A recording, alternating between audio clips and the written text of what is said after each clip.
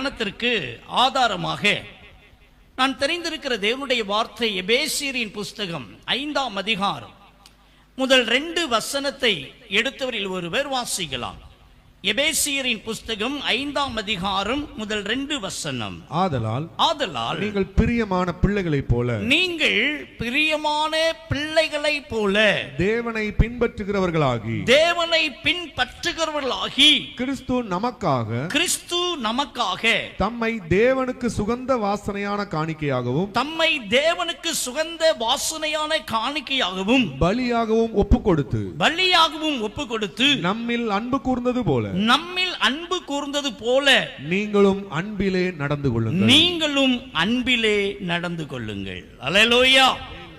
இன்றைக்கு இந்த 2 வசனத்துல முதல் வசனத்தை நான் விசேஷித்த விதமாய் உங்களோடு கூட நான் பகிர்ந்து கொள்ள இருக்கிறேன். நீங்கள் பிரியமான பிள்ளைகளைப் போல தேவனை பின்பற்றுங்கள் என்ற ஒரு தலைப்பின் கீழாக ஆண்டவருடைய வார்த்தையை நான் உங்களோடு கூட பகிர்ந்து கொள்ள பிரியப்படுகிறேன். என் அன்புக்குரிய கர்த்தருடைய பிள்ளைகளே, பின்பற்றுங்கள் என்பதுதான் இன்றைய செய்தியின் தலைப்பு. ஆண்டவர் இயேசு கிறிஸ்து தன்னுடைய ஊழியத்தின் ஆரம்ப நாட்களில் ஆண்டவர் கடல் அருகே அங்கே 2 மனிதரை சந்திக்கிறார். அது யார் என்று சொன்னால், மத்தேயு எழுதின சுவிசேஷம் 4ஆம் அதிகாரம் 18 மற்றும் 19 வாசிக்கிற போது பேதுரு அவனுடைய சகோதரனாகிய அந்திரேயா ஆகிய 2 பேரை ஆண்டவர் சந்திக்கிறார். ஆண்டவர் இயேசு அவர்களை சந்தித்து அவர்களை பார்த்து ஒரு வார்த்தை சொல்லுகிறார். என்னை பின்பற்றும்படிக்கு என் பின்னே வாருங்கள் என்று சொல்லி ஆண்டவர் அவர்களை அன்போடு கூட அழைக்கிறார். என் அன்புக்குரிய தேவனுடைய பிள்ளைகளே, பின்பற்றுங்கள் என்று சொல்லி ஆண்டவர் இயேசு கிறிஸ்து அழைத்த முதல் நபர் இந்த பேதுரு, அந்திரேயா என்று சொல்லக்கூடியவர்கள். பின் நாட்களிலே ஆண்டவர் இயேசு பாருங்கள், மார்க்குவின் புஸ்தகம் 2ஆம் அதிகாரம் அதன் 14வது வசனத்திலே, என் அன்புக்குரியவர்களே, மத்தேயு என்று சொல்லக்கூடிய ஒரு மனிதனை இயேசு கண்டு என்னை பின்பற்றி வா என்று சொல்லி அங்கே ஆண்டவர் அந்த மத்தேயுவை ஆண்டவர் அழைக்கிறார். தன்னை பின்பற்றி வரும்படிக்கு ஆண்டவர் அந்த அழைப்பினை ஆண்டவர் கொடுக்கிறார். இன்னும் என் அன்புக்குரியவர்களே, லூக்கா எழுதின சுவிசேஷம் 5ஆம் அதிகாரம் 27, 28 நீங்கள் வாசித்து பார்க்கிற பொழுது, லேவி என்கிற பெயருடைய ஆயக்காரன் ஒருவனை இயேசு கண்டு இயேசு என்ன சொல்லுகிறார், என் அன்புக்குரிய தேவப்பிள்ளையே, என்னை பின் சென்று வா என்று சொல்லி அந்த லேவி என்று சொல்லக்கூடிய ஆயக்காரனை ஆண்டவர் அழைக்கிறார். அப்பொழுது அவன் என்ன செய்கிறான் பாருங்கள், அவன் எல்லாவற்றையும் விட்டு எழுந்து இயேசுவுக்கு பின் சென்றான் என்று சொல்லி நாம் வேதத்தில் அருமையாக வாசிக்கிறோம். என் அன்புக்குரிய தேவனுடைய பிள்ளையே, தன்னை பின்பற்றி வரும்படியான அழைப்பினை ஆண்டவர் வேதத்திலே கொடுத்திருக்கிறதை நாம் காண முடிகிறது. யோவான் எழுதின சுவிசேஷம் 1ஆம் அதிகாரம் 43 நீங்கள் வாசித்து பாருங்கள். பிலிப்புவை ஆண்டவர் கண்டு எனக்கு பின் சென்று வா என்று சொல்லி அவனை ஆண்டவர் அழைக்கிறார். எனக்கு அன்பான தேவனுடைய பிள்ளைகளே, அப்படி ஆண்டவர் யாரையெல்லாம் அழைத்து அவரை பின்பற்றும்படிக்கு கூறினாரோ அவர்களை கொண்டு கர்த்தர் பெரிய காரியங்களை கர்த்தர் பின் நாட்களிலே செய்தார். அல்லேலூயா, அல்லேலூயா.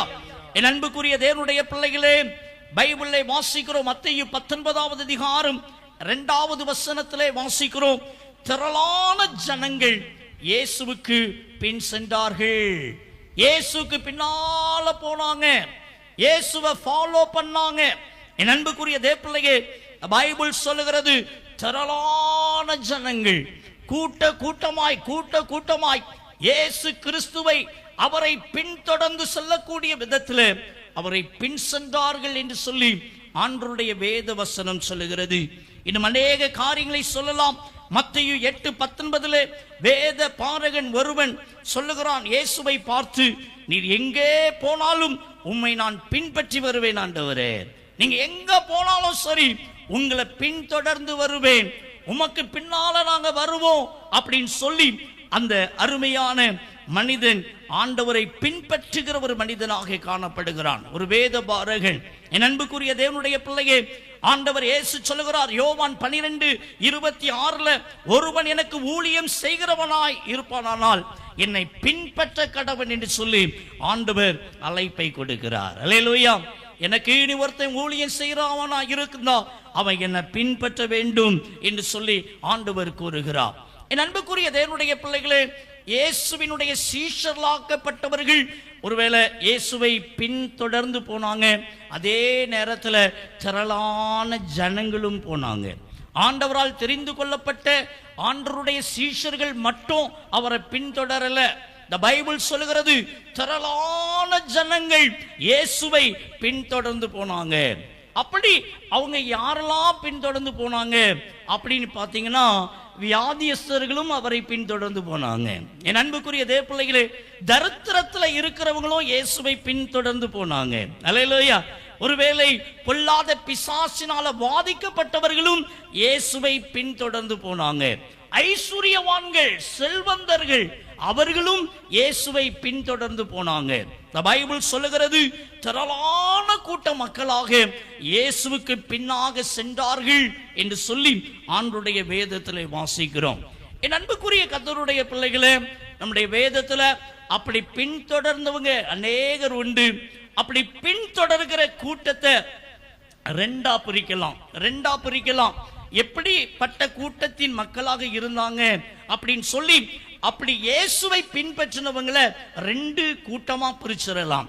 அதுல கூட்ட மக்கள் யாரு அப்படின்னு சொன்னா, 1 கொரிந்தியரின் புஸ்தகம் 15வது அதிகாரம் 19வது வசனத்தை நாம் வாசிக்க கேட்கலாம். 1 கொரிந்தியர் 15ஆம் அதிகாரம் 19வது வசனத்தை நாம் வாசிக்க கேட்கலாம். இம்மைக்காக மாத்திரம் நாம் கிறிஸ்துவின் மேல் நம்பிக்கை உள்ளவர்களாய் இருந்தால் எல்லா மனுஷரை பார்க்கிலும் பரிதபிக்கப்படத்தக்கவர்களாக இருப்போம். இங்க பாருங்க, வேதத்திலே வாசிக்கிறோம், இன்மைக்காக மட்டும் ஆண்டவரை பின்பற்றுகிற ஒரு கூட்டம். அல்லேலூயா. இன்றைக்கு ஆண்டவரை நானும் பின்பற்றுகிறேன், நானும் ஒரு கிறிஸ்தவன், நானும் ஒரு கிறிஸ்தவள் என்று சொல்லி ஒருவேளை நாம் வாழ்ந்து கொண்டிருக்கலாம். ஆனா இன்றைக்கு நாம் எந்த நிலைமையில இயேசுவை பின்பற்றி கொண்டிருக்கிறோம்? என் அன்புக்குரிய தேவனுடைய பிள்ளையே, இயேசுவை திரளான கூட்ட மக்கள் பின்பற்றினார்கள். இயேசுவை ஒருவேளை அவர் அழைத்த சீஷர்கள் அவரை பின்பற்றினார்கள். என கண்மானவர்களே, இன்றைக்கு நானும் நீங்களும் கூட அந்த இயேசுவை தான் பின்பற்றி கொண்டிருக்கிறோம். ஆனா நம்ம எப்படி அவரை பின்பற்றி கொண்டிருக்கிறோம்? அல்லேலூயா. ஒரு கூட்ட மக்கள், முதல் கூட்ட மக்கள் இன்மைக்காக மட்டுமே ஆண்டவரை பின்பற்றுகிற ஒரு கூட்டம். அல்லேலூயா. இன்னைக்கு அநேகருடைய வாழ்க்கையில இன்மைக்குரிய ஆசீர்வாதத்துக்காக, இன்மைக்குரிய நன்மைக்காக, இன்மைக்குரிய சுகத்துக்காக, இன்மைக்குரிய ஏதோ ஒரு காரியத்துக்காக மட்டுமே ஆண்டவரை பின்பற்றுகிற ஒரு கூட்ட மக்கள் இன்றைக்கும் வாழ்க்கை வாழ்ந்து கொண்டிருக்கிறாங்க. இன்றைக்கு அநேக பிள்ளைகளை பார்த்தீங்கன்னா, இந்த 10th 12th படிக்கிற பிள்ளைங்களை பார்த்தீங்கன்னா, எங்களை போல ராஜாண்ணை மாதிரி ஊழியக்காரங்களை போலவங்களுக்கு ஃபோன் கால் நிறைய பண்ணுவாங்க. அதுவும் அந்த எக்ஸாம் டைம்ல தான் கரெக்டா ஃபோன் பண்ணுவாங்க. என் அன்பு பிள்ளை என்ன சொல்லுவாங்க, அண்ணே நீங்க உபவாசம் இருந்தாவது நீங்க எப்படியாவது எங்களுக்காக கண்ணீரோடு ஜெபம் பண்ணுங்க, ஏசப்பா தான் எங்களுக்கு என்ன செய்யணும், ஒரு வெற்றியை தரணும், ஏசப்பா தான் எங்களுக்கு ஒரு அற்புதம் செய்யணும், எப்படியாவது நான் பாஸ் ஆகிரணும் அப்படின்னு சொல்லுவாங்க. உண்மையாவே ஊழியக்காரங்க, உண்மையில என் அன்பு தேவப்பிள்ளையே, உண்மையாவே ஒருத்தங்க ஜெபிக்க சொன்னா ஜெபிப்பாங்க. என்கிட்ட ஒருத்தங்க ஜெபிக்க சொன்னாங்கன்னா அவங்களுக்காக நான் ஜெபிக்காம இருந்ததே கிடையாது. என்னுடைய டைரியில, என்னுடைய நோட்ல, என்னுடைய பேப்பர்ல எழுதி வைத்து நான் ஜெபிப்பேன். என் அன்பு தேவப்பிள்ளையை உண்மையா சொல்றேன், கண்ணீரோடெல்லாம் எத்தனையோ குடும்பங்களுக்கு நான் ஜெபம் பண்ணி இருக்கிறேன். என் அன்பு தேவப்பிள்ளை, ஆனா என்ன ஒரு காரியம்னு பார்த்தீங்கன்னா, அவங்க எல்லாம் எக்ஸாம்லாம் நல்லபடி எழுதி நல்ல ரிசல்ட் வந்துடும். ஆனா பார்த்தீங்கன்னா பாஸ் ஆயிட்டேன்னு ஒரு வார்த்தை சொல்ல மாட்டாங்க. ஒரே ஒரு வார்த்தை, நான் பாஸ் ஆயிட்டேன் பிரதர், உங்களை நாங்க ஜெபிக்க சொன்னோமே, நீங்க ஜெபிச்சிருப்பீங்களே பிரதர், ஆண்டவருடைய கிருபையினால பாஸ் ஆயிட்டோன்னு சொல்ல மாட்டாங்க. என் அன்பு தேவனுடைய பிள்ளையே, அவங்க தான் இன்மைக்குரியவர்கள். அல்லேலூயா. இன்மைக்குரியவர்கள். அந்த குறிப்பிட்ட பிளஸிங் கிடைத்த உடனே, அந்த ஆசீர்வாதம் கிடைத்த உடனே அவங்க ஆண்டவரையே மறந்துடுவாங்க. என் அன்புக்குரிய தேவனுடைய பிள்ளைகளே, இன்றைக்கு ஒருவேளை நாம் ஆண்டவரை பின்பற்றுகிறவர்களாக இருக்கிறோம். இன்னைக்கு நம்ம எப்படி இருக்கிறோம்? நான் நிறைய இடத்துல பார்த்துருக்கிறேன், நிறைய சர்ச்சஸ் எல்லாம் பார்த்துருக்கிறேன். இந்த பேர்காலமா இருக்கிறவங்க அந்த 9வது மாசம் 10வது மாசத்துல புறஜாதிகள் மாதிரி சர்ச்செல்லாம் சுத்திட்டு கிடப்பாங்க. என் அன்பு தேவனுடைய பிள்ளையே, அப்படியாவது நல்லபடியா அந்த குழந்தை பிறந்துராதா அப்படிங்கிற ஒரு எண்ணத்துல தான் ஒரு ஊழியக்காரனை விட மாட்டாங்க. பிரதர் எங்களுக்காக ஜெபிங்க, பாஸ்டர் எங்களுக்காக ஜெபிங்க, ஐயா எங்களுக்காக ஜெபிங்க எல்லாம் சொல்லுவாங்க. என் அன்புக்குரிய தேவனுடைய பிள்ளையே, பார்த்தீங்கன்னு சொன்னா அந்த குழந்தை நல்லபடியா பிறந்துரும். பார்த்தீங்கன்னா சர்ச்சிலே கடந்து கிடப்பாங்க ஒரு குழந்தைக்காக வேண்டி. ஆனால் அந்த ரெவரண்ட் கேட்பாங்க, பாஸ்டர் கேட்பாங்க, எம்மா நீ குழந்தை இல்லாத நேரத்தில் கூட சர்ச்சுக்கு நீ ஓடி வந்தியே, இப்போ என்ன நீ சர்ச்சு பக்கமே வரலையே? எங்கேயா வர முடியுது? இந்த பிள்ளைய வேற கத்தர் தந்துட்டாரு, தராம இருந்தாரு அப்ப நல்லா வந்துட்டு இருந்தேன், இப்ப தந்துட்டாருல, இந்த பிள்ளைய கொண்டுட்டு நான் எங்கேயா வர? என் அன்புக்குரிய தேவ பிள்ளையே, இதுதான் இன்மைக்காக மட்டும் கத்தரை பின்பற்றுறவங்க. இன்மைக்காக பின்பற்றுகிறவர்களை நம்ம எளிதா கண்டுகிடலாம். அந்த நன்மையை பெற்ற உடனே அப்படியே ஸ்டாப் ஆயிருவாங்க. அல்லேலூயா. எனக்கெல்லாம் நிறைய பேர் தெரியும், நம்ம ஜெபரையிலேயே ஆரம்ப நாட்களில் பிசாசு பிடித்து அப்படியே இந்த ஜபரை முழுவதுமா சுத்திட்டு கிடக்கிற மக்கள்லாம் உண்டு. இதே மெஞ்ஞானபுரத்தில் அற்புத சரீர சுகத்தை பெற்றவங்க, ராஜாண்ணை மூலமா அற்புத சுகத்தை பெற்றவங்க. ஆனா அந்த நன்மையெல்லாம் பெற்றவங்க கூட ஒருவேளை இன்னைக்கெல்லாம் வர்றது கிடையாது. ஏன்னா அந்த பிசாசு அவங்களை விட்டு நீங்க போயிட்டு பாருங்க, அவங்க விடுதலை பெற்றுட்டாங்க பாருங்க, ஆண்டவரையும் மறந்துட்டாங்க, எல்லாத்தையும் மறந்துட்டாங்க. இன்றைக்கு அநேகருடைய வாழ்க்கையில இன்மைக்காக மட்டும் ஒருவன் தேவனை பின்பற்றுவான் என்று சொன்னால் அவனுடைய ஓட்டம் என் அன்பு பிள்ளையே இடையிலேயே நின்றுவிடும். இன்றைக்கு நம்முடைய வாழ்க்கையில இயேசுவை பின்பற்றுகிறேன் என்று சொல்லுகிற நம்முடைய வாழ்க்கையில நம்ம எப்படிப்பட்டவங்களாக இருக்கிறோம் என்பதுதான் ஒரு கேள்வியாக இருக்கிறது. எனக்கு அன்பான தேவனுடைய பிள்ளையை, லூக்கா 19ஆம் அதிகாரம் 2வது வசனத்தை வாசித்து பாருங்கள். யோவான் 6ஆம் அதிகாரம் 2வது வசனத்தை வாசித்து பாருங்கள். இயேசு வியாதிக்காரரிடத்தில் செய்த அற்புதங்களை திரளான ஜனங்கள் கண்டதினால் இயேசுவுக்கு பின் சென்றார்கள். இயேசுவுக்கு பின்னால ஒரு கூட்ட மக்கள் போனாங்க. எதனால போனாங்கன்னா இயேசு செய்த அற்புதத்தை கண்டதினால் மட்டுமே. அல்லேலூயா. இன்மைக்கான ஆசீர்வாதம், உலகத்தின் ஆசீர்வாதம், ஒரு அற்புதமான சரீர சுகம், ஒரு விடுதலை வேண்டும் என்பதற்காக மட்டுமே அவர்கள் ஆண்டவரை பின்பற்றுகிறவர்களாக இருந்தாங்க. இயேசுவை குறித்து அதிகமாய் கேள்விப்பட்டிருந்தாங்க. குருடர்களுக்கு பார்வை கொடுக்கிறார், சப்பானிகள் எழுந்து நடக்கிறார்கள், குஷ்ட ரோகியா இருக்கிறவர்களை இயேசு சுகமாக்குகிறார். இந்த காரியத்தெல்லாம் கேட்டது நிமித்தமாக என் அன்புக்குரியவர்களே, திரளான ஜனங்கள் இயேசுவுக்கு பின் சென்றாங்க. வேதத்திலே வாசிக்கிறோம், யோவான் எழுதின சுவிசேஷம் 6ஆம் அதிகாரம் 26வது வசனத்தை நீங்கள் வாசித்து பாருங்கள். நீங்கள் அற்புதங்களை கண்டதினால் மட்டுமல்ல, அப்பம் புசித்து திருப்தி ஆனதினாலே என்னை தேடுகிறீர்கள் என்று சொல்லி கர்த்தர் சொல்லுகிறார். இயேசுவர் குறிப்பிட்ட இடத்துல இருக்கிறாரு. இயேசுவை தேடி திரளான பேர் போய் நிக்கிறாங்க. ஐயா ஐயா, போதகரே போதகரே என்று சொல்லி போய் நிக்கிறாங்க. இயேசு பாருங்க, மனுஷன் முகத்தை தான் பார்ப்பான், என் கர்த்தர் இருதயத்தை அறிகிற தேவன். அவர் அந்த இருதயத்தை அறிந்து சொல்றாரு, நீங்கெல்லாம் என்னை ஏன் பின்பற்றீங்கன்னு எனக்கு நல்லா தெரியும்பா. ஏன் பின்பற்றீங்க தெரியுமா? இந்த அற்புதத்தை கண்டதினால் மட்டுமல்ல, ஏசப்பா இருக்கிற இடத்துல நல்ல சாப்பாடும் கிடைக்கும். அல்லேலூயா அல்லேலூயா. நல்ல அப்பம் கிடைக்கும், நல்ல மீன் கிடைக்கும், நல்ல உணவு கிடைக்கும். நீங்க அற்புதத்தை கண்டதினால் மாத்திரமல்ல, இந்த சாப்பாட்டுக்காகவும் நீங்கள் என்னை பின்பற்றுகிறவர்களாக இருக்கிறீங்கப்பா என்று சொல்லி இயேசு அங்கே சொல்லுகிறார். எனக்கு அன்பான தேவனுடைய பிள்ளையே, இன்மைக்காக மட்டுமே, உலகத்தின் தேவைக்காக மட்டுமே கர்த்தராகிய இயேசு கிறிஸ்துவை பின்பற்றுகிற சில கூட்டங்கள் இன்னைக்கு இருந்து கொண்டிருக்கிறது. அந்த கூட்டத்தில் ஒருவேளை நம்ம இருக்கிறோமோ? ஒருவேளை நம்மளும் அப்படி இருக்கிறோமோ? இன்மையின் ஆசீர்வாதத்துக்காக மட்டுமே, உலக பிரகாரமான நன்மைக்காக மட்டுமே இயேசுவை பின்பற்றுகிறேன். ஒருவேளை இந்த ஜெபரைக்கு நான் வருகிறேன், இந்த கூட்டங்களுக்கு நான் வருகிறேன், ஆலயத்துக்கு செல்லுகிறேன், இது போல விழாவுக்கு போகிறேன் என்று சொல்லக்கூடிய ஒரு கிறிஸ்தவர்களாக இருக்கிறோமா? என கண்பானவர்களே, யோபுவின் புஸ்தகம் 2வது அதிகாரம் 7 முதல் 9 வரைக்கும் நீங்க வாசி பார்த்தீங்கன்னா யோபுடைய மனைவியை குறித்து வேதத்திலே வாசிக்கிறோம். அந்த யோபுடைய மனைவி பாருங்க, அந்த யோபுடைய வாழ்க்கையில கர்த்தர் அவனை ஆசீர்வதிக்கிற போதெல்லாம், தேவன் அவனை உயர்த்திய போதெல்லாம், தேவன் அவனுக்கு நன்மைகளை கொடுத்த போதெல்லாம் ஆண்டவரை அதிகமாய் ஸ்தோத்திரித்தார். அல்லேலூயா. தன்னுடைய கணவரோடு கூட இணைந்து தேவனை கர்த்தருக்கேற்ற விதத்துல பிள்ளைகளை வளர்க்கிற காரியத்துல எல்லாமே நல்லா தான் இருந்தா. ஆனா பாத்தீங்கன்னா அந்த யோபுடைய வாழ்க்கையில பொல்லாத பிசாசு தேவன்ட்ட உத்தரவை கேட்டு என்ன செய்தான்? உச்சம் தலையிலிருந்து உள்ளங்கால் வரைக்கும் கொடிய பருக்களை வர வைத்தான். 10 பிள்ளைகளை கொண்டு போட்டுட்டான். ஆடு மாடு ஒட்டங்கள் சூறையாடப்பட்டுட்டது.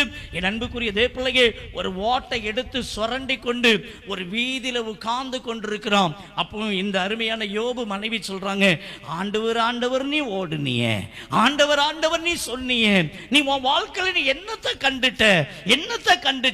இந்த பாரு, ஆடு மாடு ஒட்டகம் எல்லாம் போயிட்டது. இந்த பாத்தியா, உன் 10 பிள்ளைங்க கூட செத்து போயிட்டாங்க. இன்னைக்கு பாரு, உச்சந்தலையிலிருந்து உள்ளங்கால் வரைக்கும் கொடிய பருக்களினால பாதிக்கப்பட்டு நீ கஷ்டப்பட்டு இருக்கிற. நீ ஒன்னே ஒண்ணு செய்யு, ஒரு நல்ல காரியம் செய்யு, அந்த கடவுளை தூஷித்து உன் ஜீவனை விடுன்னு சொல்லி சொன்னான். என் அன்புக்குரிய தேவனுடைய பிள்ளையே, இன்மைக்காக மட்டும் கர்த்தரை தேடுறவங்க இப்படிதாயா இருப்பாங்க. இன்மைக்காக மட்டும் கர்த்தரை தேடுறவங்க, என் அன்பு தேவப்பிள்ளை, ஒரு சின்ன பிரச்சனை வரும்போது கடவுள்னு ஒருத்தர் இருக்காரா, ஆண்டவர்னு ஒருத்தர் இருக்கிறாரா, இயேசுன்னு ஒருத்தர் இருக்கிறாரா, அவர் இருந்தா எனக்கு ஏன் இந்த வியாதி வருது, எனக்கு ஏன் இந்த பிரச்சனை வருது, எனக்கு ஏன் இந்த போராட்டம் வருது என்று சொல்லி ஒருவேளை சொல்லுவாங்க. எனக்கு அன்பான கர்த்தருடைய பிள்ளையே, ஆனா பாருங்க, அதே யோபு சொல்லும்போது சொல்லுகிறான், அவர் என்னை கொன்று போட்டா கூட பரவாயில்ல, அவர் பேர்ல நான் நம்பிக்கையா இருப்பேன் சொல்லி சொன்னான். அல்லேலூயா. அவனுடைய மனைவிக்கும் யோபுக்குள்ள வித்தியாசத்தை பார்த்தீங்களா? இன்மைக்காக மட்டும் ஆண்டவரை தேடுறவங்க, என் அன்பு பிள்ளைய, நன்மை கிடைக்காத போது ஆண்டவரை ஒருவேளை புறக்கணிப்பாங்க, ஆண்டவரை தூஷிப்பாங்க. ஆனா பாருங்க, உண்மையாவே ஆண்டவரை பின்பற்றுறவங்க என்ன வந்தாலும் சரி, யோபு சொல்லுகிறான், அவர் என்னை கொன்று போட்டா கூட பரவாயில்ல, அவர் பேர்ல நான் நம்பிக்கையா இருப்பேன் என்று சொல்லி சொன்னான். அல்லேலூயா. இன்னைக்கு அன்புக்குரிய தேவனுடைய பிள்ளையே, ஆண்டவரை பின்பற்றுகிறேன் என்று சொல்லுகிற நானும் நீங்களும் இன்னைக்கு எந்த லிஸ்ட்ல இருக்கிறோம்? இன்மைக்காக மட்டும் ஆண்டவரை பின்பற்றுவங்களா இருக்கிறோமா? அல்லது என் அன்புக்குரிய தேவனுடைய பிள்ளையே, இயேசுவின் மீது அன்பு கூர்ந்து அவரை பின்பற்ற கூட்டத்தில் நம்ம இருக்கிறோமா? வேதத்திலே வாசிக்கிறோம் பாருங்க, யோவான் எழுதின சுவிசேஷம், என்னோடு கூட வேத புத்தகத்தை திருப்பிக்கோங்க, 6ஆம் அதிகாரம் வாசிக்க கேட்கலாம். யோவான் 6ஆம் அதிகாரம் 27வது வசனத்தை நாம் வாசிக்க கேட்கலாம். அழிந்து போகிற போஜனத்திற்காக அல்ல, நித்திய ஜீவன் வரைக்கும் நிலை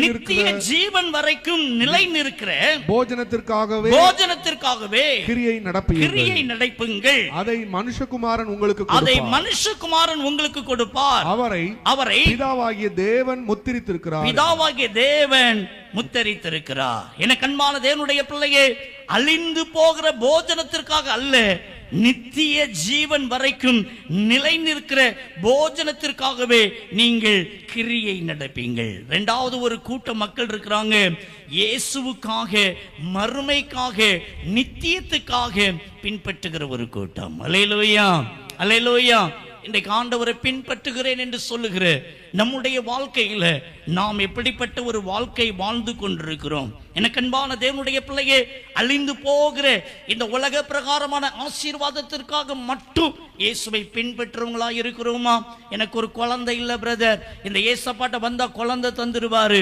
என் அன்புக்குரிய தேவனுடைய பிள்ளையே, எனக்கு ஒரு சொந்த வீடு இல்ல, இயேசப்பாட்ட வந்தா எனக்கு ஒரு சொந்த வீடை கொடுத்துருவாரு.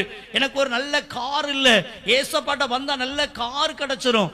என் பிள்ளைய நல்ல திருமண வாழ்க்கை அமையணும், நான் ஆலயத்துக்கு போனா, ஜெபரைக்கு வந்தா, ஒருவேளை கூட்டத்துக்கு போனா, ஏசப்பா என் பிள்ளைக்கு ஒரு நல்ல திருமண வாழ்க்கையை கொடுத்துருவாரு.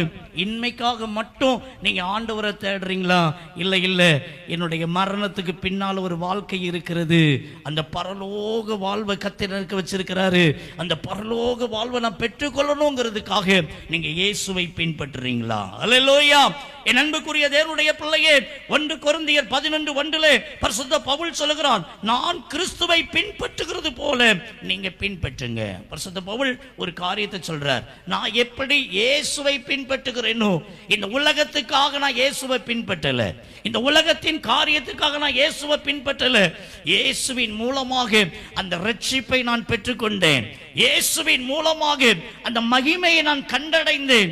இயேசுவை நிமித்தமாக அந்த பரலோக ராஜ்யத்தில் பிரவேசிக்கிறதற்கு நான் எல்லாத்தையும் குப்பையும் தூசியுமா என்றே சொல்லி தன்னையே கர்த்தருக்கு அர்ப்பணித்த ஒரு மனிதர். அல்லேலூயா.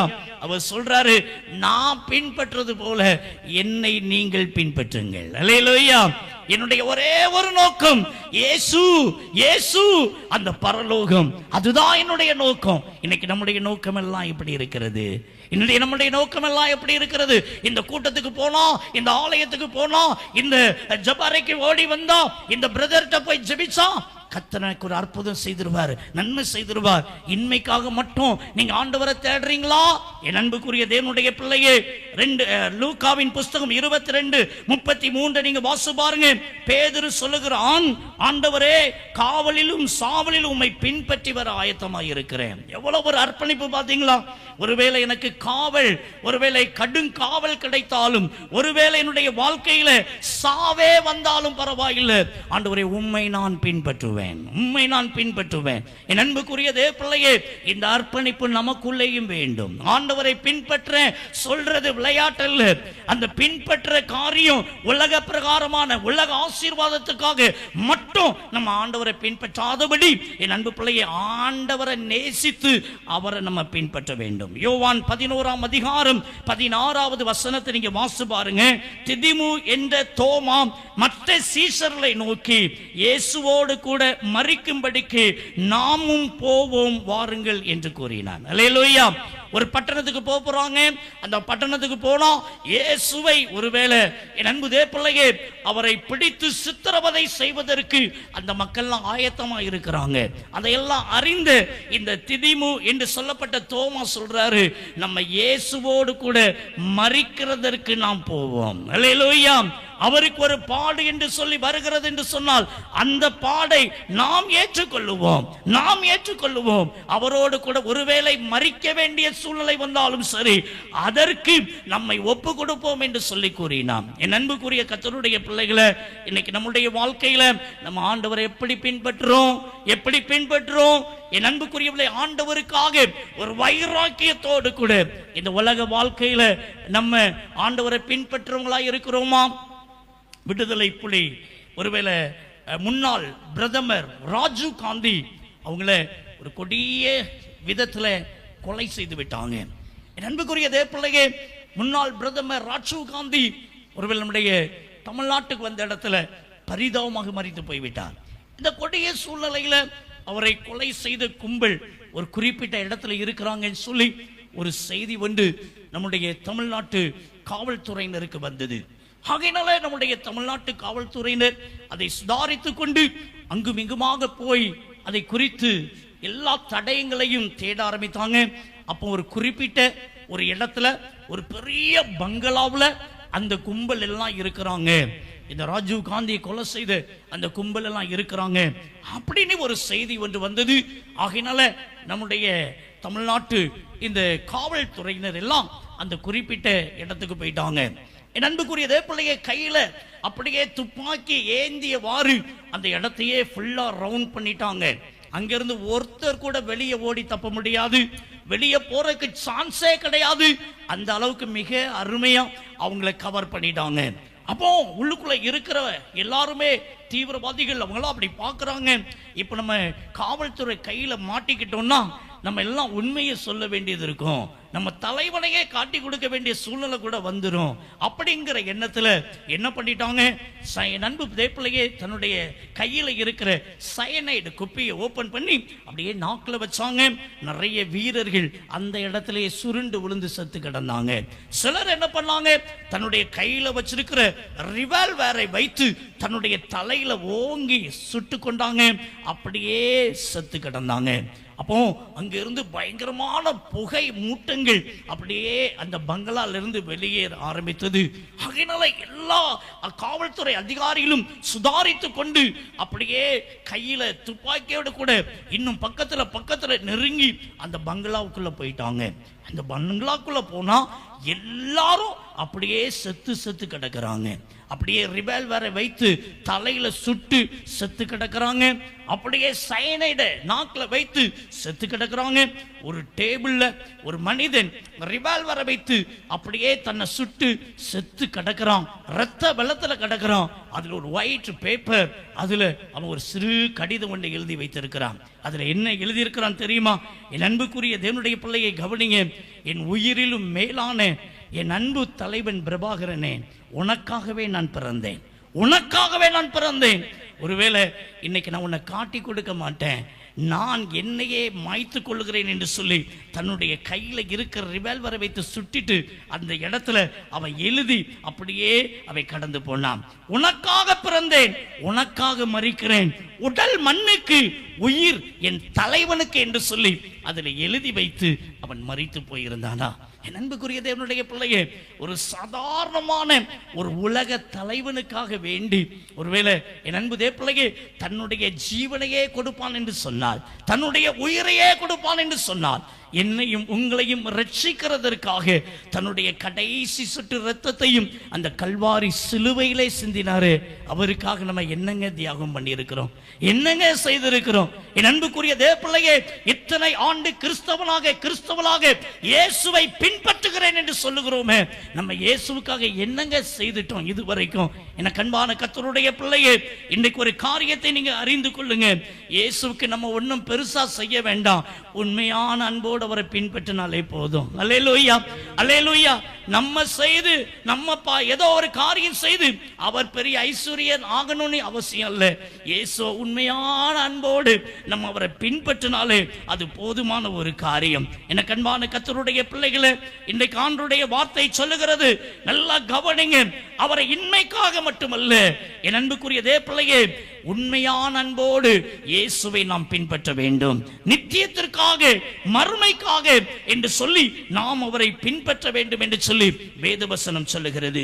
சரி, இயேசுவை நாம் எப்படி பின்பற்ற வேண்டும் என்று சொல்லி உங்களோடு கூட நான் சில காரியங்களை சொல்ல நான் பிரியப்படுகிறேன். முதலாவது காரியம், அது எபேசியரின் புஸ்தகம் 5வது அதிகாரம் 1வது வசனத்தை நீங்க வாசி பாருங்க. அங்கே சொல்லப்பட்டிருக்கிறது, சிறு பிள்ளையை போல இயேசுவை நாம் பின்பற்ற வேண்டுமாம். அல்லேலூயா. இயேசு கிறிஸ்துவை பின்பற்றுகிற ஒவ்வொரு கர்த்தருடைய பிள்ளையும் எப்படி அவரை பின்பற்றணும்னா ஒரு சிறு பிள்ளையை போல நாம் பின்பற்ற வேண்டும். அல்லேலூயா. என்னையா சிறு பிள்ளைன்னு சொல்றீங்க? என் அன்புக்குரியவர்களே, அந்த சிறு பிள்ளைகளிடம் கள்ளம் கபடம் எதுவுமே இருக்காது. ஆமென் சொல்லுங்க. அதாங்க சரியான பொருள். இயேசு கிறிஸ்துவை பின்பற்றவங்க எப்படி இருக்கணும்னா ஒரு சின்ன பிள்ளையா மாறிடணுமா? அல்லேலூயா, அல்லேலூயா. என் அன்புக்குரிய தேவ பிள்ளையே, சின்ன பிள்ளையா, என் அன்பு பிள்ளைய, சின்ன பிள்ளைங்களை நம்ம எப்படி நடத்துவோம் சொல்லுங்க? என் அன்பு பிள்ளைய, அவங்க கையை பிடிச்சு நம்ம நடத்துவோம். அல்லேலூயா. நம்ம சிறு பிள்ளைன்னா ஏசப்பா கையில நம்ம கையை ஒப்பு கொடுத்துடணும். இன்னைக்கு நிறைய நேரத்துல ஏசப்பா கையை நம்ம பிடிச்சிட்டு வர போய் தான் நிறைய நேரத்துல அவருடைய கையை உதறி தள்ளிட்டு நம்ம போயிடுறோம். ஆனா அவருடைய கையில நம்ம கையை ஒப்பு கொடுத்துட்டோம்னா அவர் ஒருபோதும் நம்மளை கைவிட மாட்டாரு, ஒருபோதும் நம்மளை கைவிட மாட்டாரு. ஆகையினால இன்னைக்கு ஆண்டவரை பின்பற்றேன் சொல்றவங்க அவருடைய கையை நம்ம பிடிக்க கூடாது, நம்ம கையை அவர் பிடிக்கிறதுக்கு அவர் கையில ஒப்பு கொடுக்கணும். அது மாத்திரம் இல்ல, கள்ளம் கபடம் இல்லாம அப்படிப்பட்ட எண்ணத்தோட இயேசுவை நம்ம பின்பற்ற வேண்டும். அல்லேலூயா. ஒரு முறை ஒரு கப்பல்ல பிரயாணப்பட்டு போய்கொண்டே இருந்தாங்களாம். அப்படி போயிட்டே இருக்கும்போது திரளான ஜனங்கள் எல்லாம் உள்ளுக்குள்ள இருக்கிறாங்க. அங்க ஒரு குட்டி தம்பியும் இருக்கிறான். என் அன்பு பிள்ளைய திடீரென்று சொல்லி அந்த கடல்ல ஒரு பயங்கரமான ஒரு பிரச்சனை, கடல் கொந்தளிக்கிறது. அந்த கப்பல் மிகவும் பயங்கரமாக அது ஆடி ஒரு ஒரு ஒரு விதமான பயத்தை உண்டாக்குகிறது. அப்போ அந்த கப்பலுக்குள்ள இருக்கிற மக்கள்லாம் உயிருக்கு பயந்து பயங்கரமா கத்துறாங்க. ஐயோ, எங்கள் ஜீவன் போக போகிறது, நாங்கள் மடிய போகிறோம், நாங்கள் சாக போகிறோம் என்றெல்லாம் பயந்துட்டு இருக்கிறாங்க. ஆனா அந்த கப்பல்ல பயணம் பண்ணி கொண்டிருந்த ஒரு குட்டி தம்பி ரொம்ப ஹாப்பியா, ரொம்ப அமைதியா, அவன் தைரியமாக இருந்து கொண்டிருந்தானா. அவன் எல்லாருக்கும் ரொம்ப ஆச்சரியம், உனக்கு எப்படிப்பா இந்த தைரியம் இருக்குது? நாங்கெல்லாம் சாவுக்கு பயந்து நாங்க இருக்கிறோம். அப்படி சொன்ன போது அந்த அருமையான குட்டி தம்பி சொன்னானா, எங்க அப்பா தான் அந்த கப்பலை ஓட்டிட்டு இருக்கிற மாலுமே, எங்க அப்பா பத்தி எனக்கு தெரியும், என்ன பிரச்சனை வந்தாலும் எங்க அப்பா பார்த்துக்கிடுவாங்க. என் அன்புக்குரிய தேவனுடைய பிள்ளையே, இன்றைக்கும் நம்முடைய வாழ்க்கையிலையும் இயேசுவை பின்பற்றோம் சொன்னா என்ன பிரச்சனை வரட்டுமே, என்ன பாடு வரட்டுமே, அவர் என்னை பார்த்து கொள்ளுவார். அல்லேலூயா. இன்னைக்கு நம்முடைய வாழ்க்கையில சில தடுமாற்றங்கள் வருது, சில சந்தேகங்கள் வருது, சில பயங்கள் வருது. என் அன்பு பிள்ளையே, நம்ம இயேசப்பாவை சிறு பிள்ளையை போல பின்பற்றாதான் அதனுடைய விளைவு. அல்லேலூயா. நமக்கு எல்லாம் தெரிஞ்சதுனாலதான் சில பிரச்சனைகளை வர்றதுக்கு முன்னாலே பயந்து விடுகிறோம். எனக்கு அன்பான கர்த்தருடைய பிள்ளையே, சிறு பிள்ளையை போல உங்களுடைய வாழ்க்கையை கர்த்தருக்கு ஒப்பு கொடுங்க. எனக்கு அன்பானவர்களே, இந்த பைபிள் சொல்லுகிறது சிறு பிள்ளையை போல நம்ம ஆண்டவரை பின்பற்ற வேண்டும் என்று சொல்லி ஆண்டவருடைய வேதம் சொல்லுகிறது. இரண்டாவது ஒரு காரியம் பாருங்க, லூக்கா 18வது அதிகாரம் 35-38 வரைக்கும் நீங்க வாசித்து பார்த்தீங்கன்னா, அங்க பர்த்திமேயு என்று சொல்லக்கூடிய ஒரு குருடனை குறித்து வேதத்திலே நாம் வாசிக்க முடியும். அந்த குருடனுடைய வாழ்க்கையில தன்னுடைய தாயின் வயிற்றுல இருந்து அவன் எப்படிப்பட்டவன், குருடனாவே பறந்தவன். அவனுக்கு ஒன்னே ஒண்ணுதான் தெரியும், பிச்சை எடுக்கிறது மட்டும்தான் தெரியும். என் அன்புக்குரிய தேவனுடைய பிள்ளையே, இந்த பிறவி குருடன் பாத்தீங்கன்னு சொன்னா ஒரு நாள் ஒரு இடத்துல இருந்து பிச்சை எடுத்துட்டு இருக்கிறான். என் அன்புக்குரியவர்களே, ஒரு சத்தம் கேக்குது, தபு தபு தபு தபுனி ஒரு பயங்கர சத்தம். அவன் மெதுவா கேட்கிறான், என்ன சத்தம் சொல்லி. அப்ப இயேசுவும் அவருடைய சீஷர்களும் திரளான ஜனங்களும் அப்படி போய்கொண்டிருக்கிறாங்கன்னு சொல்லி ஒரு சத்தத்தை, ஒரு காரியத்தை அவன் கேள்விப்படுகிறான். அந்த கேள்விப்பட்ட உடனே அந்த குருடனாகிய பர்த்திமை என்று சொல்லக்கூடியவன், தன் தாயின் வயிற்றிலே குருடனாய் பிறந்தவன், அவன் அப்படியே என்ன செய்யணும் பாருங்க, தன் மேல போட்டிருக்கிற கருப்பு கோட்டை, கருப்பு ஆடைய, ஒருவேளை அந்த கருப்பை போட்டா குருடைங்கிறதுக்கு ஒரு அடையாளம், கண் பார்வையற்றவன் என்பதற்கு அடையாளம், அதை தூக்கி தூர போட்டுட்டு தாவீதின் குமாரனே எனக்கு இறங்கும் என்று சொல்லி இயேசுவை பின்தொடர ஆரம்பித்தான். அல்லேலூயா, அல்லேலூயா. என் அன்புக்குரிய தேவ பிள்ளையே, நல்லா கவனிங்க. அதற்கு பின்பு அவனை அழைத்தார், கர்த்தர் அவனுக்கு சுகத்தை கொடுத்தார். நான் ஒரு காரியம் சொல்றேன், அந்த 100க்கு 100 கண்ணு தெரியாத குருடனை போல நம்ம இயேசுவை பின்பற்ற வேண்டும். அல்லேலூயா. இயேசுவை பின்பற்றுகிற நானும் நீங்களும் எப்படிப்பட்டவங்களா இருக்கணும் சொன்னா, என் அன்புக்குரியவர்களே, பிறவி குருடனை போல, 2 பார்வை அற்ற அந்த குருடனை போல ஆண்டவரை இயேசுவை 100க்கு 100 நம்ம நம்பும் போதுதான் அவரை பின்தொடர முடியும். ஆமென் சொல்லுங்க, ஆமென் சொல்லுங்க.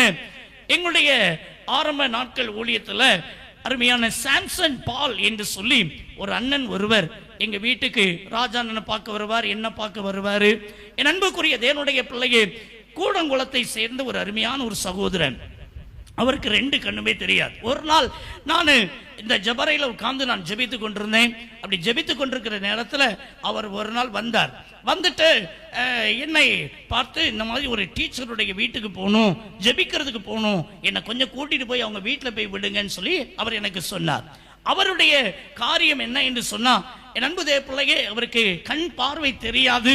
ஆனா அந்த கண்ணில் சில ஒரு நிழலாட்டம் மாதிரி தெரியும். சில நேரத்தில் பார்த்தீங்கன்னா யார் அப்படிங்கிறத கண்டுபிடிச்சிருவார். சில ரூபத்தை வச்சு இது ராஜா சிங் அண்ணன், இது ராபர்ட் ஜெபசிங் அண்ணன் அப்படின்னு சொல்லி டபக்குனி அவர் பெயரை எல்லாம் சொல்லிடுவார். ஆகையினாலே அன்புக்குரிய தேவ பிள்ளையே, அவர் சில நேரத்தில் எல்லாரையும் கண்டுபிடிக்க முடியாது. அந்த நிழலாட்டத்தை வச்சு எனக்கு கொஞ்சம் தெரியும், அதை வச்சு யாருங்கிறத அறிந்து கொள்வேன் என்று சொல்லுவார். நண்புக்குரிய தேவனுடைய பிள்ளை, ஒரு நாள் அவர் அதே போல வந்தாரு. அவரை நான் என்ன பண்ணிட்டேன், என்னுடைய பைக்ல ஏத்திட்டு அந்த குறிப்பிட்ட டீச்சர் வீட்டில் ஜெபம் பண்றதுக்காக வண்டியில கூட்டிட்டு போயிட்டு இருந்தேன். அப்படி இந்த தாமஸ் ஹோம் பக்கத்துல போயிட்டு இருக்கும் போது திடீர்னு சொன்னாரு, பிரதர் வண்டியை நிப்பாட்டுங்க, ஒரு நாய் ஒண்ணு பயங்கரமா வரட்டிட்டு வருது என்று சொல்லி அவர் மிகவும் சத்தமாய் கத்தி விட்டார். அதனால நான் சைடுல அந்த கண்ணாடியில பார்க்கிறேன், உண்மையாவே ஒரு நாய் ஒண்ணு பயங்கர ஸ்பீடா வரட்டிட்டு வந்துட்டே இருக்குது. உடனே நான் அப்படி மெதுவா பிரேக்க போட்டு காலை கீழே ஊனி அப்படியே மெதுவா நிக்கிறேன். அந்த நாய் முன்னால ஒரு நாயை பார்த்துட்டு அந்த நாயை வரட்டிட்டு ஓடிட்டு இருக்குது. பாவம், எங்க வண்டியெல்லாம் தாண்டி அது எங்களை கண்டுக்கவே இல்லை, அது முன்னால போயிட்டுது. உடனே நான் சொன்னேன், நான் ஏறுங்கண்ணே, நான் உங்களை கொண்டு போய் விட்டுறேன் அப்படின்னு சொன்னேன். அவரை கொண்டு போய் ஒரு வழியா அந்த டீச்சருடைய வீட்டில் போய் விட்டுட்டு வந்துட்டு அதே போல இதே இந்த ஜபரையில தான் வந்து உடனே முழங்கால் போட்டு அப்படி தொடர்ந்து நான் ஜெபிக்க ஆரம்பித்தேன். அப்படி ஜெபிச்சுட்டு இருக்கும்போது ஆண்டவர் என் கூட பேசினார், மகனே இந்த சாம்சன் பாலை பாத்தியா, அவனுக்கு கொஞ்சமா நல்லாட்டம் தெரிஞ்சதுனாலதான் அவனுக்கு ஒரு சந்தேகம் வந்துட்டது. ஐயோ, ராபர்ட் ஜெபசிங் பிரதர் கீழே போட்டுருவாரோ, வண்டியில இருந்து ஏதாவது கீழே விழுந்துருவோமோ அப்படின்னு ஒரு சந்தேகம் வந்துட்டது. அதே இது அவனுக்கு 100க்கு 100 சுத்தமா கண்ணு தெரியாம இருந்திருக்கும்னா அவன் என்ன செய்திருப்பான், அப்படியே நம்பிக்கை அந்த வண்டியில உட்கார்ந்து ராபர்ட் ஜெபசிங் பிரதர் கரெக்டா நம்மளை கூட்டிட்டு போய் விட்டுருவாருன்னு அவன் நம்பிக்கையோடு கூட வந்திருப்பான். ஆனா பாத்தியா, அவனுக்குள்ள கொஞ்சம் கண்ணு தெரிஞ்சதுனால, அதாவது அறக்குறையா நிழலாட்டம் தெரிஞ்சதுனால அவனுக்குள்ள சந்தேகம் வந்து விட்டது. மகனே, நீ என்ன எந்த விதத்திலையும் நீ சந்தேகப்படக்கூடாது, எந்த காரியத்திலையும் 100க்கு 100 நீ என்ன நம்பணும் சொல்லி அன்னைக்கு ஆண்டவர் என் கூட பேசினார். என் அன்புக்குரிய தேவனுடைய பிள்ளையே, இன்னைக்கு ஆண்டவரை பின்பற்ற சொல்ற நானும் நீங்களும் ஒருவேளை கொஞ்சம் கண்ணு தெரிகிறதுனால தான் இன்னைக்கு நம்முடைய வாழ்க்கையில தடுமாற்றம் வருது. இயேசு கிறிஸ்து அந்த போட்டுல பாருங்க, அந்த பேதுரு வந்து கொண்டிருக்கிற போது அவர் கடல்ல நடந்து வந்து கொண்டிருக்கிறார். இயேசு கடல்ல நடந்து வருகிறார் என்று சொல்லி அறிஞ்ச உடனே இந்த பேதுரு சொல்றான், நானும் நடக்கட்டும் ஆண்டவரேன்னு சொல்லி ஆண்டவர் அனுமதி கொடுக்கிறாரு. வாப்பா, இந்த கடல் மேல நீயும் நடந்து வா என்று சொல்லி கத்த சொல்லுகிறார். அவனும் கடல்ல நடக்கிறாங்க. ஆனா பாருங்க, ஒரு கணம் அந்த அலையின் சத்தத்தை அவன் கேட்டு விட்டான், அந்த அலையை அவன் பார்த்து விட்டான், கேட்டான், பார்த்தான், என்ன ஆயிட்டான், மூழ்கி போய்விட்டான். என் அன்புக்குரிய தேவனுடைய பிள்ளையே, இன்னைக்கு ஆண்டவர் இயேசு கிறிஸ்துவை பின்பற்றுகிற நானும் நீங்களும் 2 கண்ணும் தெரியாத ஒரு குருடனை போல இயேசுவை 100க்கு 100 நம்புவோமானால் என் அன்பு பிள்ளையே, நாம் அவரை ஒழுங்காக அவரை பின்பற்ற முடியும். அல்லேலூயா. இன்னைக்கு அறக்குறையா தெரிகிறதுனால, நிழலாட்டமா தெரிகிறதுனால இன்னைக்கு அநேகர்களுடைய வாழ்க்கையில இயேசுவை நோக்கி போக முடியாம, பின்பற்ற முடியாம அது போய்விடுகிறது. அது மாத்திரமல்ல, இன்னொரு காரியம் சொல்லப்பட்டிருக்கிறது பாருங்க. மத்தேயு எழுதின சுவிசேஷம் 10வது அதிகாரம் அதன் 38வது வசனத்துல இப்படி வாசிக்கிறோம், சிலுவையை எடுத்துக்கொண்டு நாம் போக வேண்டும். அந்த வசனத்தை வாசிப்போமா? மத்தேயு 10ஆம் அதிகாரம் 38வது வசனத்தை நாம் வாசிக்க கேட்கலாம். தன் சிலுவையை எடுத்துக்கொண்டு என்னை பின்பற்றாதவன் எனக்கு பாத்திரன் அல்ல. அப்ப அங்க ஒரு வார்த்தையை பாருங்க, தன் சிலுவையை எடுத்துக்கொண்டு. அல்லேலூயா. நம்ம ஒவ்வொருவருக்கும் ஒரு சிலுவையை கர்த்தர் கொடுத்திருக்கிறார். அல்லேலூயா. இன்னைக்கு சிலருடைய வாழ்க்கையில ஒருவேளை அது உங்களுடைய வியாதி பலவீனமா கூட இருக்கலாம், ஒருவேளை அது உங்க கணவரா கூட இருக்கலாம், ஒருவேளை அது உங்களுடைய மனைவியா கூட இருக்கலாம், ஒருவேளை உங்க பிள்ளைங்களா கூட இருக்கலாம். என் அன்புக்குரிய தேவனுடைய பிள்ளையே, ஏதோ ஒரு சூழ்நிலையா கூட இருக்கலாம். என் ஆண்டவர் சொல்லுகிறார், தன் சிலுவையை எடுத்துக்கொண்டு அவன் என்னை பின்பற்ற வேண்டும். இன்னொரு வசனத்தை கூட வாசிக்க கேட்கலாமா? வாசிக்க கேட்போம். என் அன்புக்குரிய லூக்கா 9ஆம் அதிகாரம் 23வது வசனத்தை வாசிங்க. லூக்கா 9:23. பின்பு அவர் எல்லோரையும் நோக்கி ஒருவன் என் பின்னே வர விரும்பினால் அவன் தன்னைத்தான் வெறுத்து தன் சிலுவையை அனுதினமும் எடுத்துக்கொண்டு என்னை பின்பற்ற கடவன். நல்ல கவனிங்க, தன் சிலுவையை. என் அன்புக்குரிய தேவனுடைய பிள்ளையே, ஆண்டவர் இயேசுவை பின்பற்றுகிற ஒருவேளை அந்த பவுலுடைய வாழ்க்கையில கூட ஆண்டவருடைய சமூகத்திலே போய் சொல்லுகிறான், ஆண்டவரே, எனக்கு இந்த ஒரு பலவீனம் இருக்குப்பா, இந்த பலவீனம் என்னை ரொம்ப வாட்டி வதைக்கிறது ஆண்டவரே என்று சொன்ன போது, என் கிருபை உனக்கு போதும் என்று சொல்லி கர்த்தர் சொன்னார். என் அன்புக்குரிய தேவனுடைய பிள்ளையே, சிலருக்கு ஒரு விடுதலையை கொடுப்பா, சிலருடைய வாழ்க்கையில என் கிருபை போதும்பா, நான் உன்னை நடத்துவேன் என்று சொல்லி கர்த்தர் சொல்லுவார். சில நேரத்தில் என் அன்பு தேவ பிள்ளையே, சில நுகங்களை சுமக்க வேண்டிய சூழ்நிலை நம்முடைய வாழ்க்கையில வரலாம், சிலுவையை சுமக்கிற ஒரு நிலைமை வரலாம். அதுலயும் நம்ம சிலுவையை சுமக்கிறதுக்கு நம்முடைய வாழ்க்கையை ஒப்பு கொடுக்கணும். எனக்கு இந்த சிலுவை வேண்டாம், எனக்கு இந்த பாடு வேண்டாம், உலகத்தில் உங்களுக்கு உபத்திரம் உண்டு, ஆனாலும் திடன் கொள்ளுங்கள், நான் உலகத்தை ஜெயித்தேன். அல்லேலூயா. கிறிஸ்தவ வாழ்க்கை என்பது பஞ்சுமத்தையான ஒரு வாழ்க்கை அல்ல அல்ல. உலகத்தில் உபத்திரம் உண்டு. இயேசுவை ஏற்றுக்கொண்டா நீ நல்லா சொகுசா இருக்கலாம், நல்ல ஆசீர்வாதமா இருக்கலாம். நோ, ஒரு காரியம் இயேசுவின் வார்த்தை சொல்லுகிறது, உலகத்துல உங்களுக்கு உபத்திரம் உண்டு. இந்த சரீரம் இந்த உலகத்துல இருக்கிற வரைக்கும் இந்த சரீரத்துல நோய் நீ வரதான் செய்யும், பலவீனம் நீ வரதான் செய்யும், ஆனாலும் என் கிருபை ஒன்ன தாங்கும். அல்லேலூயா, அல்லேலூயா. என் அன்பு தேவ பிள்ளையே, ஒரு நாள் ஒரு அருமையான ஒரு வாலிபன் இயேசுவை பின்பற்றுவதற்காக கடந்து போனான். அப்ப இயேசப்பா சொன்னாங்க, நீ என்ன பின்பற்றி வர்றது ரொம்ப கஷ்டம்பா, நீ சிலுவையை சுமக்கணும்பா என்று சொல்லி இயேசு சொன்னார். அப்போ அந்த வாலிபன் சொன்னான், ஆண்டவரே, சிலுவை என்ன பெரிய சிலுவை, நான் சுமக்கிறதுக்கு ஆயத்தமாக இருக்கிறேன், உம்மை பின்பற்றி வர ஐ எம் ரெடி என்று சொல்லி சொன்னான். அப்ப ஆண்டவர் சொன்னார், நீ அங்க போ, அங்க நிறைய சிலுவை இருக்குது, அதுல உனக்கு என்ன சிலுவை வேணுமோ அதை நீ எடுத்துக்கொண்டு என்னை பின்பற்றி வா என்று சொல்லி இயேசு சொன்னார். உடனே வேகமாய் ஓடினான். அங்கே போனா ஒரு சின்ன சிலுவை, நம்ம கழுத்து செயின்ல எல்லாம் போடுவோம்ல ஒரு குட்டி சிலுவை, அது மாதிரி ஒரு சிலுவை, அதுக்கப்புறம் அதை விட கொஞ்சம் பெரிய சிலுவை, அதை விட கொஞ்சம் பெரிய சிலுவை, அப்படி அப்படி அப்படி அப்படி பெரிய சிலுவை இருந்தது. இவன் போய் நேர அந்த குட்டி சிலுவையை கையில எடுத்து தன்னுடைய பாக்கெட்ல தூக்கி போட்டான். என் அன்பு பிள்ளையே, அந்த சிலுவை பைக்குள்ள இருக்கிறதே வெளியே தெரியல. என் அன்பு தேவப்பிள்ளை யோசித்தான், இந்த சிலுவை ஒண்ணும் வேணாம், இருக்கிறதுலயே பெரிய சிலுவையை நான் தெரிந்து கொள்வேன் சொல்லி இருக்கிறதுலயே பெரிய சிலுவையை தான் மேல தோல் மேல வச்சுட்டு தர தர தர தரன்னு அதை இழுத்து கொண்டு சுமந்து கொண்டு வந்தான். இவன் நினைச்சான், இப்ப இயேசு நம்மளை பார்த்து வெரி குட், நல்ல பிள்ளை, இருக்கிறதே பெரிய சிலுவை நீ சுமக்கிற என்று பார்த்து என்கரேஜ் பண்ணுவார் என்றெல்லாம் அவன் நினைத்தான். இயேசு அவனை எட்டி கூட பார்க்கல. என்னை பின்பற்றி வான்னு சொல்லி அவர் வேகமாய் நடந்து போய் கொண்டிருந்தார். பாரமான சிலுவை, என் அன்பு பிள்ளைய, நீளமான சிலுவை, அப்படியே தர தர தரன்னு இழுத்து கொண்டு போய் கொண்டிருக்கிறான். அப்படி போயிட்டு இருக்கும்போது ஒரு சின்ன ஒரு நீரோடை ஒன்று வருகிறது. அந்த நீரோடைய ஏசப்பா எளிதா கடந்து போயிட்டாங்க, எளிதா கடந்து போயிட்டாங்க. அன்னை பாரமான சிலுவை, நீளமான அந்த சிலுவை, இதை வச்சுட்டு அந்த ஓடையை கடக்கிறது முடியாத ஒரு காரியம். ஆகையினாலே திகைத்து கொண்டு பயந்து கொண்டு நடுங்கிக் கொண்டு அந்த தர தரன்னு இழுத்து கொண்டு போகிறான். ஆண்டவர் இயேசு அந்த ஓடையின் பக்கமாய் வந்தபோது அவனை திரும்பி பார்த்தார். மகனே, நீ இவ்வளவு நேரமும் நீ கஷ்டப்பட்டு சுமந்துட்டு வந்திய, பாரத்தோடு நீ இழுத்துட்டு வந்திய, அந்த சிலுவையை அந்த கடையில போடுன்னு சொல்லி கர்த்தர் சொன்னார். அந்த சிலுவையை தூக்கி போட்டான் பாருங்க, அது மிக சரியா இருந்தது. ஒருவேளை அதுக்கு அடுத்த சிலுவையை கொண்டு வந்தா கூட டடக்குன்னு உள்ளுக்குள்ள போயிருக்கும், ஆனா அது மிக சரியா இருந்தது. இயேசு சொன்னார், அது மேலேயே ஏறி என் கரத்தை பிடித்துக்கொள் என்று சொல்லி கர்த்தர் சொன்னார். கரங்களை தட்டி கர்த்தரை மகிமைப்படுத்துமா? என் அன்புக்குரிய தேவப்பிள்ளையே, பைபிள் சொல்லுகிறது, நீதிமானுக்கு வரும் துன்பங்கள் அநேகமாய் இருக்கும், அவை எல்லாவற்றிலும் நின்று கர்த்தர் அவனை விடுவிப்பார். சங்கீதம் 34:19 அப்படி சொல்லுகிறது. என் அன்புக்குரியவர்களே, இன்றைக்கு ஒருவேளை சிலுவையை சுமக்கிற அனுபவத்தின் மத்தியில நம்முடைய வாழ்க்கை இருக்கலாம், நம்முடைய காரியங்கள் இருக்கலாம்.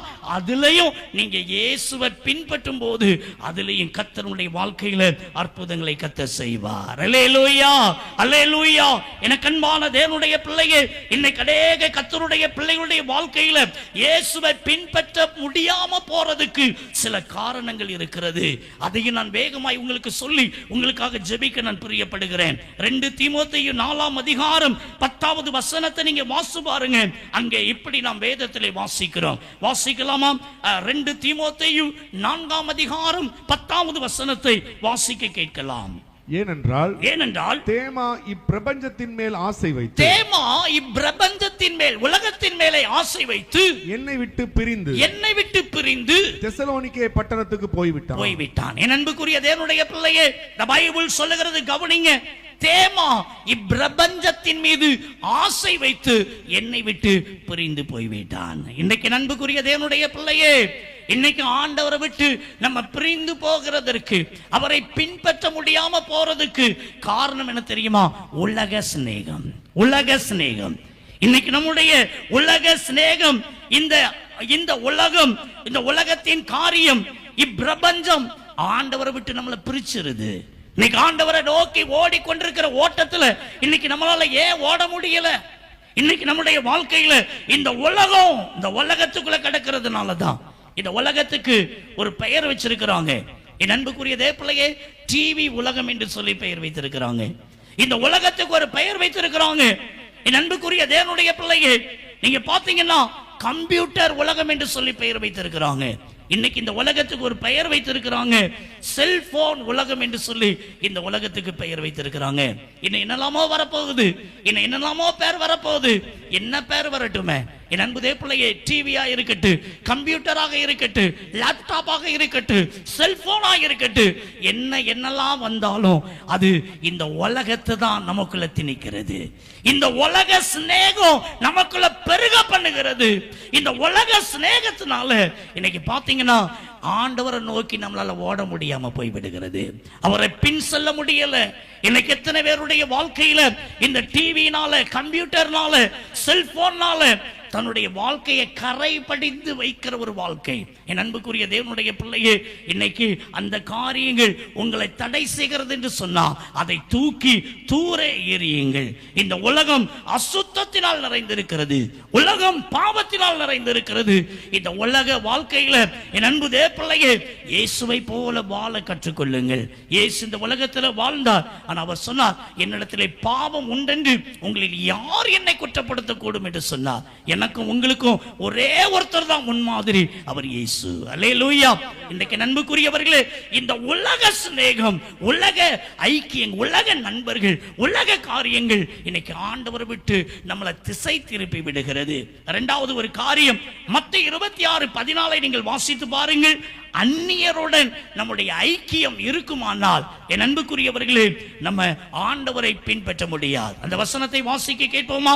மத்தேயு 26:14 வசனத்தை பாருங்க, வாசிக்க கேட்கலாம். அப்பொழுது 12 ஒருவனாகிய யூதாஸ் காரியத் என்பவன் பிரதான ஆசாரியரிடத்திற்கு போய், நான் அவரை உங்களுக்கு காட்டி கொடுக்கிறேன், நீங்கள் எனக்கு என்ன கொடுக்கிறீர்கள்? எனக்கு என்ன கொடுப்பீர்கள்? அவர்கள் அவனுக்கு 30 வெள்ளிக்காசு கொடுக்க உடன்பட்டார்கள். என் அன்புக்குரிய தேவனுடைய பிள்ளைகளே, பாருங்க, இந்த யூதாசுடைய காரியங்கள் நம்ம எல்லாருக்குமே நல்லா தெரியும். என் அன்புக்குள்ள அந்நியரோடு கூட அவனுடைய ஐக்கியம் இருந்தது. கர்த்தருடைய பிள்ளைகளோடு கூட நல்ல ஐக்கியம் இருந்திருந்தா இந்த யூதாஸ் காரியத்து வழி விலகி போயிருக்க மாட்டாரு. ஆண்டவர் எவ்வளவோ பொறுப்புகளை கொடுக்கிறார், பண பொறுப்புகளை கொடுக்கிறாரு. ஆனாலும் பாத்தீங்கன்னு சொன்னா என் அன்பு தேவ பிள்ளையே, அந்த யூதாஸ் காரியத்து அந்நியர்களோடு கூட தன்னுடைய ஐக்கியத்தை வச்சுக்கிட்டதுனால அவன் ஆண்டவரை பின்பற்ற முடியாதபடிக்கு அவனுடைய வாழ்க்கையில அவன் பின்வாங்கி போய்விட்டான், இடறி விழுந்து போய்விட்டான். இன்னைக்கு நம்முடைய வாழ்க்கையில எப்படிப்பட்டவங்க கூட ஐக்கியங்களை வச்சிருக்கிறோம். குடிகாரனோடு கூட உங்க ஐக்கியம் இருந்தா அந்த புத்தி தான் உங்களுக்கு வரும். திருடனோடு கூட ஐக்கியம் இருந்தா அந்த புத்தி தான் உங்களுக்கு வரும். என் அன்புக்குரிய தேவ பிள்ளையே, நல்ல பிள்ளைகளோடு கூட ஐக்கியம் இருந்தா, கர்த்தருடைய பிள்ளைகளோடு கூட ஐக்கியம் இருந்தா அந்த புத்தி உங்களுக்கு வரும். இன்னைக்கு ஆண்டவர் சொல்லுகிறார், என் அன்பு பிள்ளையே, இயேசுவை பின்பற்ற முடியாதபடிக்கு அவைகள் உங்களுக்கு தடை செய்கிற ஒரு காரியமாய் இருக்கிறது. ஆகையினால உங்களுடைய ஐக்கியம் யாரோடு கூட இருக்கிறது? 1 யோவான் 1:3 சொல்லுகிறது, எங்கள் ஐக்கியம் பிதாவோடும் அவருடைய குமாரனாகிய இயேசு கிறிஸ்துவோடும் இருக்கிறது. இயேசு கிறிஸ்துடைய பிள்ளைகளோடு கூட உங்க ஐக்கியத்தை வைத்துக் கொள்ளுங்க. நல்லவர்களோடு கூட ஐக்கியத்தை வைத்துக் கொள்ளுங்க. உங்களுடைய ஃப்ரெண்ட் எப்படி இருக்கிறாங்க என்கிறதை வைத்து உங்களை நிதானித்துக் கொள்ளலாம் என்பார்கள். என் அன்புக்குரியவர்களே, நீங்க நல்லவங்களா இருந்தா உங்க ஃப்ரெண்டும் நல்லவங்க கெட்டவங்களா இருப்பாங்க. நீங்க கெட்டவங்களா இருந்தா உங்க நண்பர்களும் கெட்டவங்களாகவே இருப்பாங்க. 1 கொரிந்தியர் 1:9 சொல்லுகிறது, இயேசு கிறிஸ்துவுடனே ஐக்கியமாய் இருக்கிறதற்கு தேவன் நம்மை அழைத்திருக்கிறார். ஆண்டவரோடு கூட ஐக்கியமாய் இருங்க. ஆண்டவருடைய வேதத்தை வாசிங்க. ஆண்டவருடைய சமூகத்துல ஜெபிங்க. ஆண்டவருடைய ஆலயத்துக்கு செல்லுங்க. ஆண்டவரை தேடுங்க.